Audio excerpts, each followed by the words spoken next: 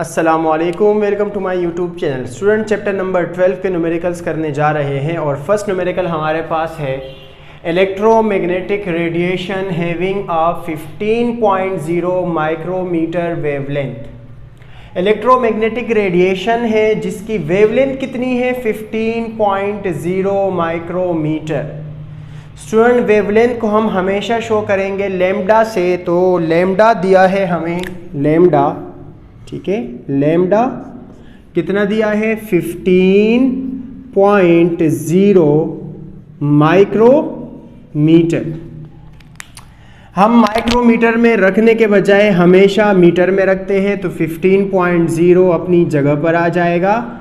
Micro prefix का मतलब होता है एक्सपोनेंट -6, ठीक है। ये एक्सपोनेंट -6 जो है ये किसके बदले आ जाएगा, माइक्रो के बदले, तो ये वैल्यू कन्वर्ट हो जाएगी माइक्रोमीटर से किस चीज़ में, मीटर में। इस क्लासिफाइड एज इंफ्रारेड रेडिएशन, और इतनी वेवलेंथ की इलेक्ट्रोमैग्नेटिक रेडिएशन को क्या समझा जाता है, इंफ्रारेड रेडिएशन समझा जाता है। व्हाट इज इट्स फ्रीक्वेंसी, आप क्या बताइए, इसकी फ्रीक्वेंसी बताइए। तो फ्रीक्वेंसी हमें मालूम करनी है और फ्रीक्वेंसी को हम शो करते हैं एफ से, तो एफ हमें पता करनी है। Given the speed of light is 3 exponent 8 metre per second, और हमें लाइट की रफ्तार दी गई है, स्पीड ऑफ लाइट दी गई है।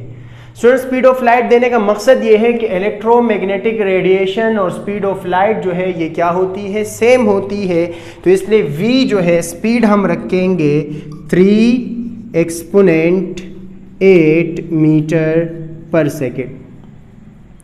चलते हैं सोल्यूशन की तरफ। तो ये लिखा सोल्यूशन, v बराबर है f लैम्डा के।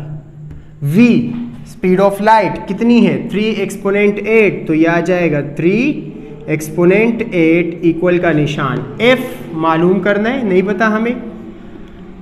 लैम्डा की वैल्यू है 15 एक्सपोनेंट -6। स्टूडेंट f हमें मालूम करना है, तो ये वाली वैल्यू को इस साइड भेजेंगे, मतलब दूसरी साइड भेजेंगे, तो ये मल्टीप्लाई से किस चीज़ में आ जाएगी, डिवाइड में, और ये बनेगा 3 exponent 8 divide by 15 exponent -6 is equals to f, ठीक है। अब स्टूडेंट इसको कैसे डिवाइड करेंगे, तो कैलकुलेटर लेंगे, 3 को डिवाइड कर देंगे 15 से, क्या करेंगे 3 को डिवाइड कर देंगे 15 से, तो आंसर आएगा हमारे पास 0.2। क्या आंसर आएगा 0.2। अब बचे एक्सपोनेंट, तो ऊपर देखिए एक्सपोनेंट 8 है, 10 की पावर कितनी है 8, और नीचे कितनी है -6, तो 8 और इसका साइन बदल दो, 8 + 6 क्या बनेगा 14, तो 0.2 मल्टीप्लाई बाय 10 की पावर 14 आ जाएगा फ्रीक्वेंसी का आंसर। हाँ, अगर इसको स्टैंडर्ड वे में लिखना हो तो पॉइंट को एक डिजिट क्या कर दो, आगे शिफ्ट कर दो। हाँ, बेहतर तरीका ये है कि आंसर यू लिखने के बजाय आप पॉइंट को क्या कर दो, 1 डिजिट आगे क्या कर दो, शिफ्ट कर दो। जब 1 डिजिट आगे शिफ्ट करेंगे तो ये 0.2 से क्या बन जाएगा 2, लेकिन फिर 10 की पावर 14 नहीं आएगी, बल्कि जब point two the right shift होगा, मतलब आगे शिफ्ट होगा, तो फिर पावर में से एक क्या कर देंगे, कम कर देंगे, और ये 10 की पावर 14 के बजाय क्या बन जाएगी 13। तो ये आंसर आ जाएगा किस चीज़ का, फ्रीक्वेंसी का, और फ्रीक्वेंसी का यूनिट होता है हर्ट्ज। तो इस वेव की जिसकी वेवलेंथ कितनी हो 15 माइक्रोमीटर हो, उसकी फ्रीक्वेंसी कितनी आएगी 2 एक्सपोनेंट 13 हर्ट्ज आएगी। चलते हैं नेक्स्ट क्वेश्चन की तरफ।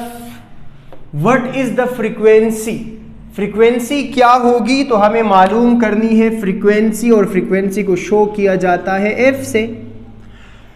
193 nanometre UV radiation used in laser eye surgery. 193 nanometre ultraviolet radiation है जिसको इस्तेमाल किया जाता है कहाँ, आई सर्जरी में। तो ये जो आपको दिया है 193 नैनोमीटर, ये आपको दिया है वेवलेंथ, ठीक है, क्या दिया है? वेवलेंथ। कैसे पहचानेंगे? यूनिट डिस्टेंस का होगा, metre, centimetre, millimetre, nanometre, micrometre, femtometre वगैरह वगैरह, इस तरह के यूनिट्स। तो वेवलेंथ हमें दिया है 193 नैनोमीटर, लेकिन स्टूडेंट नैनोमीटर में रखने के बजाय हम किस में रखेंगे? हम रखेंगे मीटर में। इसका मतलब यहाँ से इस नैनो को क्या करना होगा? ख़त्म करना होगा। ठीक है, तो 193 अपनी जगह पर, नैनो का मतलब होता है एक्सपोनेंट -9। क्या मतलब होता है? एक्सपोनेंट -9। तो ये वैल्यू आ जाएगी मीटर में। और ये जो अल्ट्रा वायलेट रेडिएशन है ये इलेक्ट्रोमैग्नेटिक रेडिएशन है, लिहाजा इनकी स्पीड जो है वो कांस्टेंट होती है और इसकी स्पीड होती है 3 एक्सपोनेंट 8 मीटर पर सेकेंड। तो ये लिखा 3 एक्सपोनेंट 8 मीटर पर सेकेंड। चलते हैं सोल्यूशन की तरफ। तो ये रहा सोल्यूशन। ठीक है, फार्मूला वही लगेगा, v बराबर है f लैम्डा के।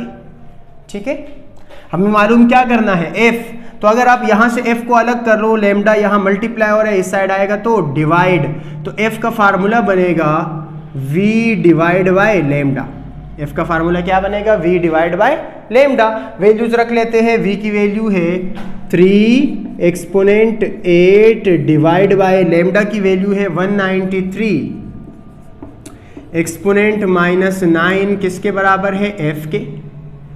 3 को डिवाइड करना है 193 से, 0.0155 0.0155 और 10 की पावर क्या आएगी? ये है 8 और ये है -9 डिवाइड में, तो 8 इसका साइन चेंज कर दो, माइनस के बजाय क्या कर दो? प्लस। 8 + 9 17। तो 10 की पावर क्या आ जाएगी? 17 बराबर है किस चीज के? फ्रीक्वेंसी के। ठीक है स्टूडेंट, अब ये कुछ अजीब है। 0.0 हमेशा पॉइंट जो है उस फर्स्ट नंबर के बाद होता है जो 0 ना हो। मसलन यहां पर क्या है? 1, तो पॉइंट को हम शिफ्ट करेंगे किसके बाद? 1 के बाद। इसका मतलब पॉइंट को कितना डिजिट शिफ्ट करना होगा? 2 डिजिट्स। ये 1 और ये क्या? 2। तो ये बनेगा 1.55। 10 की पावर 17 थी, 0.2 digits to the right shift हुआ, तो 17 से 2 कम हो जाएगी और ये कितनी बचेगी? 15। तो ये आंसर आएगा फ्रीक्वेंसी का और यूनिट क्या होगा? हर्ट्ज होगा।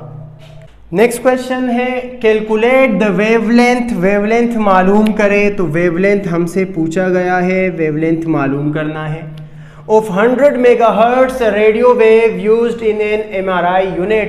100 megahertz रेडियो वेव जिसको इस्तेमाल किया जाता है किसी MRI यूनिट में। तो 100 मेगाहर्ट्ज जो है ये आपको क्या दी गई है? फ्रीक्वेंसी, क्योंकि हर्ट्ज जो है वो किस चीज़ का यूनिट है? फ्रीक्वेंसी का। तो ये लिखा 100, ये आया मेगा और ये आ गया हर्ट्ज। स्टूडेंट फ्रीक्वेंसी का जो यूनिट है वो क्या होता है? हर्ट्ज।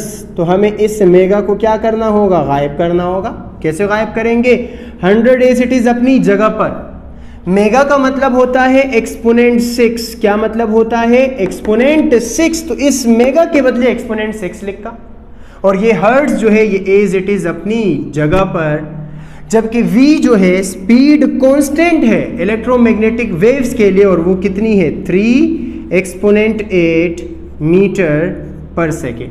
ठीक है, सोल्यूशन की तरफ चलते हैं। तो ये हेडिंग लगाई सोल्यूशन की। स्टूडेंट फार्मूला था v बराबर है f लैम्डा के। हमें क्या मालूम करना है भाई? लैम्डा मालूम करना है। f मल्टीप्लाई उस साइड जाएगा तो डिवाइड। ठीक है, सॉरी f। अब वैल्यूज पुट कर लो, तो v के बदले क्या आ जाएगा? 3 एक्सपोनेंट 8। ये आया 3 एक्सपोनेंट 8 डिवाइड बाय f के बदले क्या आ जाएगा? 100 और एक्सपोनेंट 6 बराबर है किस चीज के? लैम्डा के। 3 को डिवाइड करोगे 100 से तो आंसर आएगा 0.03। क्या आंसर आएगा?